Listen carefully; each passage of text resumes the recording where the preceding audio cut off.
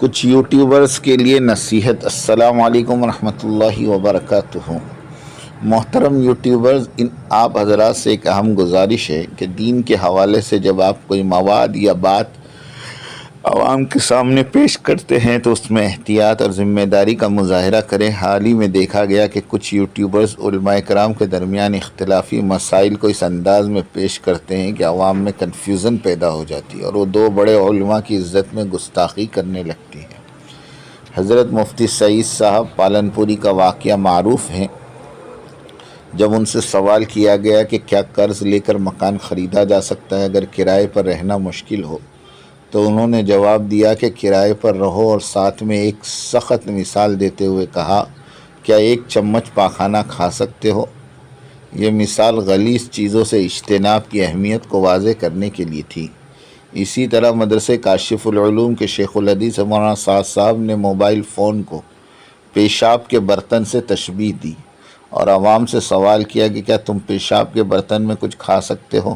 یہ اس بات کی طرف اشارہ ہے کہ کس طرح موبائل فحاشی، زنا اور دیگر گناہوں کا ذریعہ بن رہا ہے۔ کچھ یوٹیوبرز ان واقعات اور مثالوں کو غلط طریقے سے پیش کرتے ہیں یا ان کا مذاق اڑاتے ہیں، جس سے عوام گمراہ ہوتی ہے اور علماء کی عزت کو نقصان پہنچتا ہے۔ آپ حضرات کو یہ سوچنا چاہیے کہ جب آپ اپنی ویڈیوز کے ذریعے عوام کو علماء کی جانب بدگمانی میں مبتلا کرتے ہیں تو اس کا گناہ اور عذاب آپ پر ہوگا۔ حال ہی میں مفتی طارق مسعود صاحب نے بڑی خوبصورتی سے بات سمجھائی کہ جب علماء کے درمیان اختلاف ہو تو کسی ایک رائے پر عمل کیا جا سکتا ہے۔ انہوں نے مثال دی کہ بینوری ٹاؤن کے مطابق یوٹیوب کی کمائی اور ویڈیوز بنانا حرام ہے، لیکن کچھ لوگ دوسرے علماء کا فتویٰ لے کر عمل کرتے ہیں۔ میری آپ سب سے درخواست ہے کہ دین کے معاملات میں احتیاط برتیں، عوام کو صحیح اور معتبر معلومات فراہم کریں، علماء کے بیانات کو توڑ مڑوڑ کر پیش کرنے سے گریز کریں۔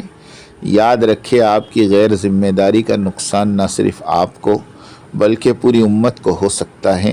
اللہ تعالی ہمیں صحیح راستے پر چلنے کی توفیق عطا فرمائے اور دارالعلوم دیوبند اور تمام دینی مراکز کو ایسے شر پسندوں سے محفوظ رکھیں۔ آمین۔